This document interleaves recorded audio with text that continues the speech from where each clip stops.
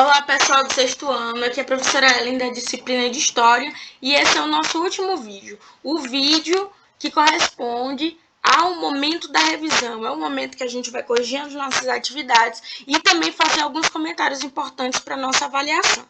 Então, nosso capítulo é o capítulo 9, né, que corresponde à Roma Antiga, tá bom? E está no módulo 3. Lembrando que a nossa primeira atividade foi uma atividade que eu pedi que vocês copiassem no caderno, tá? Lembrando que o pessoal que ainda não me mandou as atividades via WhatsApp, me mandem, né? Até quarta-feira. Passou de quarta-feira, não precisa, tá bom, pessoal? Eu preciso coletar as atividades de vocês para pôr qualitativo, então, cumpra o prazo, tá? Então, vamos lá. A primeira atividade foi no caderno. A primeira questão, eu pedi que vocês falassem um pouco, né, das duas versões sobre as origens da Roma. A gente sabe que existem as duas versões que explicam como foi formado o território que correspondia a Roma, né? A gente sabe que tinha uma origem mítica, né? Se não aparecer mítica, vai aparecer lendária e também uma versão histórica. Lembrando que a versão mítica é a historinha do Rômulo e do Remo, né? Aquelas duas crianças que foram amamentadas por uma loba, né? E ali é aquela narração da lenda de Rômulo e Remo, né? Os irmãos que ali por fim disputaram ali o primeiro poder, né, em Roma. Rômulo vence aquela disputa e então funda a cidade de Roma. Então, temos também a origem histórica. Quando a gente vai falar sobre essa origem histórica, aí a gente vai lembrar, né, dos diversos povos, né, que contribuíram ali para a formação do território romano, né? Vamos lembrar daqueles povos que habitaram na Península Itálica, né? Os gregos, os etruscos, os ilotas, né, os latinos. Então, eles contribuíram para que fosse formada essa civilização. E quando a gente vai falar de formação de civilização, a gente vai lembrar, né, que primeiro eles foram formando pequenas aldeias, né, até por fim chegar ali em uma civilização propriamente dita, tendo uma política organizada, economia organizada e também com uma cultura diversa, né? Lembrando que a cultura romana vai sofrer influências desses diversos povos que habitavam a Península Itálica. A segunda questão vai perguntar para nós como estava organizada a sociedade romana, né? Como estava organizada a sociedade romana. Vocês vão lembrar daquela pirâmide, né? Lá no vídeo eu coloquei para vocês, né, uma imagem que iria mostrar cada camada social, né? Porque existiam os patrícios, os clientes, os plebeus e os escravos. Lembrando que os patrícios eram aqueles que compunham a aristocracia. Tia, mas eu esqueci o que é aristocracia. Lembrem-se que é o governo dos melhores, né? E quando a gente vai falar de aristocracia, a gente vai lembrar, né, que era governada principalmente pelos grandes proprietários de terra, né? E aqui em Roma não vai ser diferente. Os patrícios vão ser essas aristocracias, né? Eles vão ser considerados os descendentes fundadores de Roma, né? Eles eram os grandes proprietários e também os únicos a participarem, né, das decisões políticas. Depois tinha os clientes, que já eram aqueles que prestavam serviços para o patrício, né? E eles se ligavam, né, aos patrícios, principalmente por esse vínculo de fidelidade e respeito. Temos os plebeus, homens livres, trabalhadores, agricultores, artesãos, pequenos proprietários, e esses também não tinham direito à participação da política. E por fim nós temos os escravos. Tanto eram os plebeus endividados, como também os prisioneiros de guerra, tá? E aí a terceira questão e a quarta, a terceira questão e a quarta são respostas pessoais, né? Porque vão aí mais em relação à pesquisa que eu pedi que vocês fizessem. A segunda atividade no caderno foi a respeito já do segundo vídeo, que falaria um pouco sobre a política romana, né? Pedi que vocês elaborassem um quadro comparando aí esses dois períodos períodos políticos da Roma, que correspondem ao período monárquico e ao período republicano, né? E eu pedi que vocês fizessem esse quadro. Lembrando que a monarquia, ela vai de 753 a 509 a.C., e o que a gente vai perceber na monarquia? Ela era governada principalmente por reis etruscos, né? A gente vai lembrar qual era o poder do rei. Ele tinha poder na cidade, no exército, também um poder religioso, né? E aí a gente vai lembrar por que foi para a República, professora, né? A gente vai lembrar que após a invasão no território romano, né? Após a invasão no território romano pelo um grupo, né, invasor ali, o rei começou a perder o seu poder. Principalmente, né, ficou desestabilizado por conta da invasão ali ocorrida no final do período monárquico, né?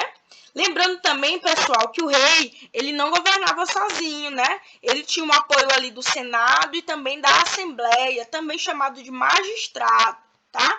Então, a República, ela vai iniciar principalmente a partir dessas invasões que ocorreram aí na Roma, né? Essas invasões que ocorreram na Roma, e aí o rei, ele foi enfraquecido, foi deposto, e o Senado então vai assumir o poder em Roma. Então, se o Senado e os magistrados estão agora à frente do governo romano, eles também já estavam caminhando para uma nova forma de governo, que era a república, né? E aí, a gente sabe que dentro do período republicano a gente vai ver alguns detalhes interessantes, e entre eles também a gente vai ver o importante projeto de expansão, né? Uma das políticas características dos romanos, que era justamente a expansão territorial. Na segunda questão, vai perguntar assim, é uma afirmação, na verdade, eu vou pedir que vocês expliquem. Por um lado, a expansão territorial trouxe riquezas e poder. Por outro lado, trouxe problemas e desordem social, viu, pessoal? Desordem social. Explique essa afirmação. O que a gente vai lembrar, né? Que como a Roma era uma importante civilização, né? Ela vai utilizar da política de expansão territorial para cada vez mais ela aumentar o seu poder, para que a civilização continue, né, poderosa. Então, os governantes, eles investiam muito, né, na prática da política de expansão territorial e também de suas influências, né? Porque através disso eles teriam várias conquistas militares, eles também conseguiriam mais braços escravos, né, para estarem ali auxiliando nas obras públicas que estavam sendo construídas em Roma. E qual é essa parte desses problemas? O problema vai ser justamente porque essa luta, né, expansionista vai abrir espaço aí para as guerras púnicas, né, que foi aí o conflito entre Roma e Cartago, né? Eles entraram em conflito aí por um longo período, na verdade, principalmente pela dominação, né? Pela dominação de territórios. Eles desejavam principalmente conquistar ou dominar principalmente as rotas comerciais do Mediterrâneo. Então, isso tudo gerou alguns problemas, né? Gerou desordem nesses territórios, tanto em Cartago quanto também em Roma. E a terceira questão, falando também sobre política, agora já a gente entrando também aí no período de Império, a gente vai entender que assim que Otávio vai se declarar imperador romano, entre formas, entre as mudanças ocorridas no território romano, uma delas vai ser a estratégia de política de pão e circo, que eu disse para vocês, né?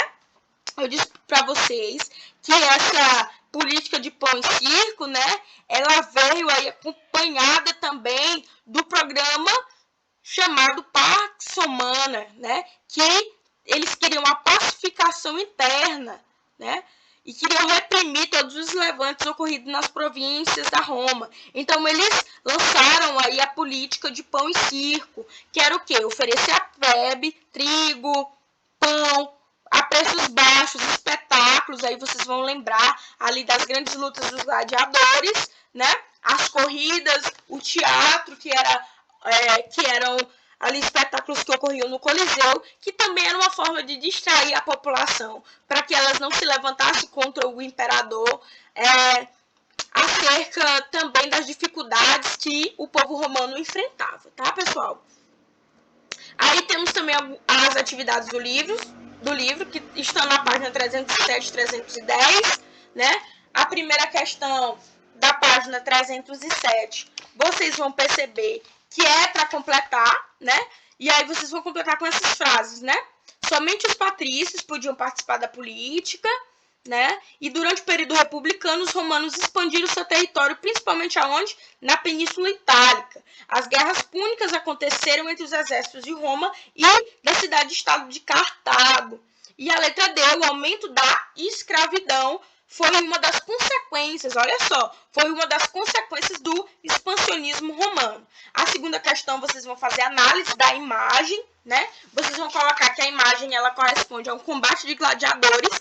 E na letra B, quem era que participava? A maioria era escrava, eram criminosos e também prisioneiros de guerra, tá? E aí a terceira questão, com base na página 305, vai perguntar quais eram as determinações que permitiam que os plebeus participassem da política romana. Era o quê? Era a criação do tribunato da plebe e a implementação da lei Hortência, tá? E a letra B vai perguntar qual o nome da lei que tratava da questão da escravidão. E o que essa lei determinava? Era a lei da Licínia. Ela queria o quê? Ela desenvolvia aí o projeto que abolisse a escravidão por dívidas e também determinava que um dos cônsules fosse plebeu. Ou então, o que quer dizer que esse cônsule fosse plebeu? Era justamente ter algum representante, né? Algum representante da camada social dos plebeus ali realmente contra a escravidão por dívidas no período romano. A letra C é sobre a criação dessas legislações e lembrando que essas participações elas eram principalmente para conseguirem, né, a população conseguia uma maior participação política e social em Roma, tá? Agora, na página 310, falar um pouco sobre o Império Romano. A primeira questão vai perguntar, ao se tornar imperador, Otávio passou a governar Roma sozinho? Não. Vocês lembram lá de toda a estrutura política, né?